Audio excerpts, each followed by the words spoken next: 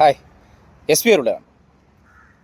നമുക്ക് അങ്ങ് ഡൽഹിയിലുള്ള വ്യക്തിയും ബഡാ സതീശൻ എന്ന് വിളിക്കാം. കാര്യം ഇപ്പോൾ സോഷ്യൽ മീഡിയയിൽ ഉൾപ്പെടെ ആ പേരോ ആ വ്യക്തിയുമായി ബന്ധപ്പെട്ട് കണക്ട് ചെയ്യുന്ന സോഷ്യൽ മീഡിയയിൽ അറിവുള്ള പേരുകളോ പറഞ്ഞു കഴിഞ്ഞാൽ ഉടനടി അൽഗോരിതം സെറ്റാക്കി ആ വീഡിയോയുടെ റീച്ച് പിടിക്കുന്നുണ്ട്, പേജിൻ്റെ റീച്ച് കളയുന്നുണ്ട്. അതുകൊണ്ട് നമുക്കിപ്പോൾ ബഡാ സതീശൻ, ഡൽഹിയിലുള്ള ബഡാ സതീശനും കേരളത്തിലെ ചോട്ടാ സതീശനും ഒരേ ട്രാക്കിലൂടെയാണ് യാത്ര ചെയ്യുന്നത്. ഇനിയും നിങ്ങൾക്ക് സംശയമുണ്ടോ? ഇന്നലെ പുറത്തു വന്നൊരു ദൃശ്യമുണ്ട്. നമ്മുടെ ചോട്ടാ സതീശൻ മുൻപ് ബഡാ സതീശൻ സഞ്ചരിച്ച വഴികളിലൂടെയാണ് സഞ്ചരിക്കുന്നതെന്നും സംഘപരിവാറിന് വേണ്ടപ്പെട്ട അവർക്ക് ഏറ്റവും പ്രിയപ്പെട്ട ഇടങ്ങളിലെല്ലാം ഓടിയെത്തുന്നുണ്ട്. ആരെങ്കിലും ചോദിക്കുകയാണെങ്കിൽ വിശ്വാസം, ഞാനൊരു വിശ്വാസിയാണ്, ആ വിശ്വാസത്തിൻ്റെ ഭാഗമായിട്ടാണ് ചെയ്യുന്നത് എന്ന ഒരു തോന്നലിൻ്റെ ഭാഗമായി ഇന്നലകളിൽ മതേതരത്വത്തെക്കുറിച്ചൊക്കെ പറഞ്ഞതിന് ശേഷം ആൾ ദൈവങ്ങളുമായിട്ടൊക്കെ കൂടിക്കാഴ്ച നടത്താൻ പോകുന്ന സയൻറ്റിഫിക് ടെമ്പർ, പ്രോഗ്രസീവ് ചിന്താഗതി, സോഷ്യലിസ്റ്റ്, നെഹ്റുവിയൻ സോഷ്യലിസ്റ്റ് ചെയ്യുന്ന പ്രവൃത്തികൾ നിങ്ങൾ കാണുന്നുണ്ടോ? ദൃശ്യം പുറത്തു വന്നിട്ടുണ്ട്. അദ്ദേഹം തന്നെ സോഷ്യൽ മീഡിയയിലൂടെ പങ്കുവച്ചിരിക്കുന്ന ഈ ദൃശ്യം കണ്ടിട്ട് നമ്മൾ എന്താണ് മനസ്സിലാക്കേണ്ടത്? ബഡാ സതീശൻ ഏത് വഴിയിലൂടെയൊക്കെയാണോ യാത്ര ചെയ്തിരിക്കുന്നത് അതേ ട്രാക്ക് പിടിച്ചിട്ട് കേരളത്തിലെ ചോട്ടാ സതീശൻ സഞ്ചരിച്ചുകൊണ്ടിരിക്കുന്നു എന്നതിൻ്റെ തെളിവാണ്.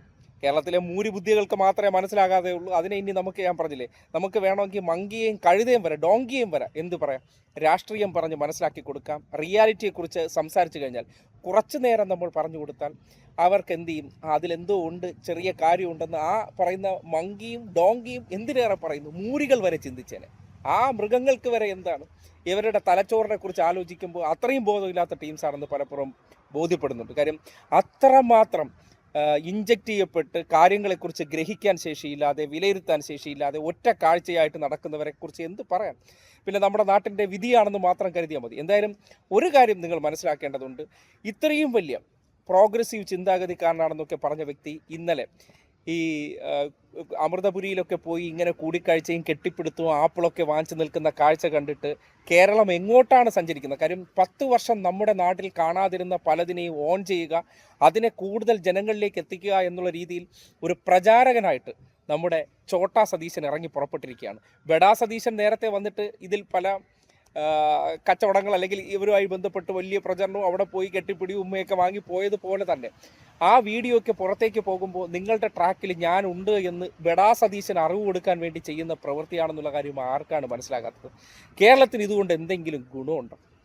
മുഖ്യമന്ത്രി ആരെ കാണണ്ട എന്നല്ല, പക്ഷേ ആരെയാണ് പ്രോത്സാഹിപ്പിക്കുന്നത്, ആരെയാണ് ഓൺ ചെയ്യുന്നത്? ഈ നാട്ടിലെ കുറേയേറെ മനുഷ്യരെ വീണ്ടും വീണ്ടും അത്തരം വഴിതിരിച്ച് വിടാൻ വേണ്ടിയൊക്കെ മുഖ്യമന്ത്രി തന്നെ അതിൻ്റെ താരപ്രചാരകനായിട്ട് പോകുമ്പോൾ കേരളത്തിൽ സംഘപരിവാറുകാർ എന്തൊക്കെ സമൂഹത്തിൻ്റെ ഇടയിൽ എത്തിക്കണോ അതെല്ലാം എത്തിക്കാൻ വേണ്ടി ഒരു സ്വയം സേവകൻ്റെ റോളിൽ നമ്മുടെ മുഖ്യമന്ത്രി റൺ ചെയ്യുന്നു എന്നതിൻ്റെ തെളിവാണ്. അതിന് അദ്ദേഹത്തിന് ഏറ്റവും വലിയ പ്രചോദനവും അതിന് അദ്ദേഹത്തിൻ്റെ വഴികാട്ടിയും ഡൽഹിയിലെ സതീശനാണ്. ബഡാ സതീശനെ കണ്ടിട്ട് ചോട്ടാ സതീശൻ അത് നടപ്പാക്കുന്നു എന്നുള്ളതാണ്. കേരളത്തിൻ്റെ അവസ്ഥ 10 വർഷത്തിനിടയിൽ എന്തെല്ലാം പ്രശ്നങ്ങൾ നമുക്കുണ്ടായിരുന്നു.